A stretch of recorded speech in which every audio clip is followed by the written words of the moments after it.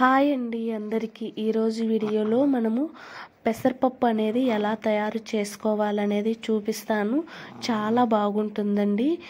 మా పిల్లలు కూడా ఎక్కువగా ఇదే తింటారు, చాలా ఇష్టంగా తింటారు. అంత రుచిగా ఉంటుంది ఇది. కందిపప్పు కంటే మేము ఇట్లా పెసరపప్పు అయితే ఎక్కువగా చేసుకుంటాము. చపాతీలకి, రైస్లకి, పరోటాలకి చాలా అంటే చాలా బాగుంటుంది.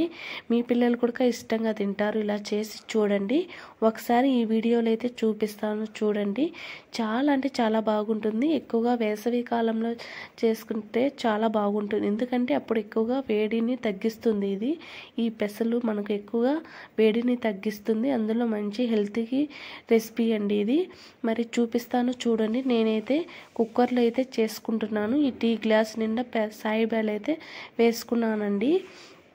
వీటిని సాయిబాలు అనొచ్చు, పెసలైనా అనొచ్చు.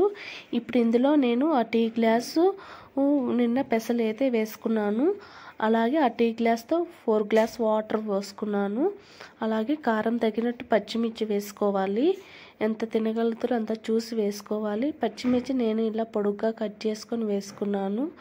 అలాగే చిన్న మీడియం సైజు ఆనియన్, 2 టమోటాలు, కొద్దిగా చింతపండు అయితే వేసుకోవాలి. కొద్దిగా కల్లుప్పు, 1 స్పూన్ పసుపు వేసుకొని ఇలా మూత పెట్టేసుకొని ఒక 3 కానీ 4 కానీ విజిల్స్ రానివ్వండి. ఒకవేళ ఉడకలేదు అనుకుంటూ మళ్ళీ మూత పెట్టేసి ఉడికించుకోండి.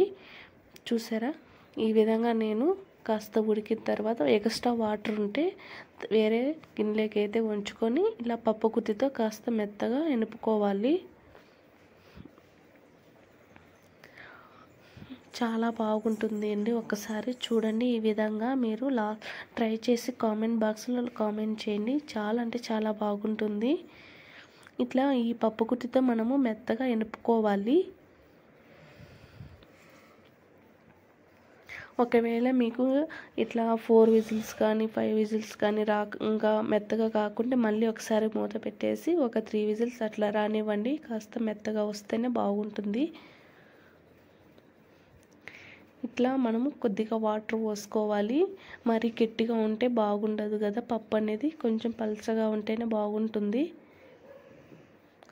ఇట్లా ఈ విధంగా పప్పు గుత్తితో మనము మెత్తగా ఎనుపుకుని పక్కనైతే పెట్టేసుకొని ఇప్పుడు పోపు పెట్టేసుకుందాము. స్టవ్ వెలిగించుకొని కడాయి పెట్టుకొని అందులో 2 స్పూన్లు ఆయిల్ అయితే వేసుకోవాలి. ఈ ఆయిల్ కాస్త మనకు వేడెక్కిన తర్వాత 1 స్పూన్ అయితే పోపు దినుసులు వేసుకోవాలి. ఈ పోపు దినుసులు కాస్త వేగిన తర్వాత ఇందులో మనము వెల్లుల్లిపాయలు పొట్టుతో సహా వేసుకోవాలి. కొంచెం పచ్చ దంచి వేసుకోవాలి. అలాగే ఎండుమిర్చి 3 తుంచి వేసుకోవాలి. కరివేపాకు వేసుకోవాలి. ఇవన్నీ కాస్త పోపు అనేది కాస్త బాగా వేగితేనే మనకు ఈ పెసరపప్పు కాస్త రుచిగా వస్తుంది. ఈ పోపు అంతా మనం లో ఫ్లేమ్లో పెట్టుకొని వేయించుకోవాలండి. ఈ పోపు అనేది కాస్త వేగిన తర్వాత పప్పులో వేసుకోవాలి. మీరు ఆల్రెడీ ఆనియన్ కూడా వేసుకోవాలి. వేసుకుంటే వేసుకోవచ్చు, ఎందుకంటే మనం ఆల్రెడీ ఈ పెసల్లో వేసుకున్నాం కదా. మీ ఇష్టం, అది వేసుకోవచ్చు వేసుకోపోవచ్చు. అది నేనైతే చిన్న సైజు ఆనియన్ వేసుకొని పొడుగ్గా కట్ చేసి ఈ విధంగా ఆనియన్స్ కాస్త ఫ్రై చేసుకోవాలి.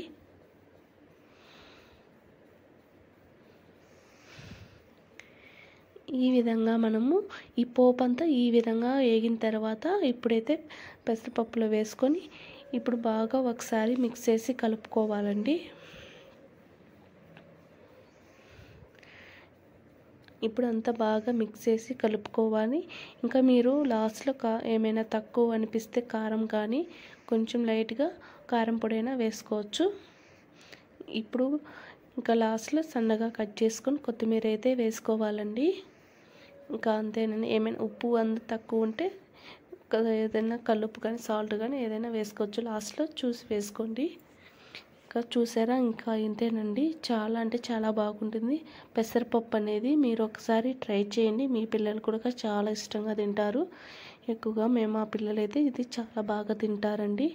ఎక్కువగా ఇది రైస్లోకి, చపాతీలకి చాలా బాగుంటుంది. మీరు ట్రై చేసి చూడండి. ఓకేనా?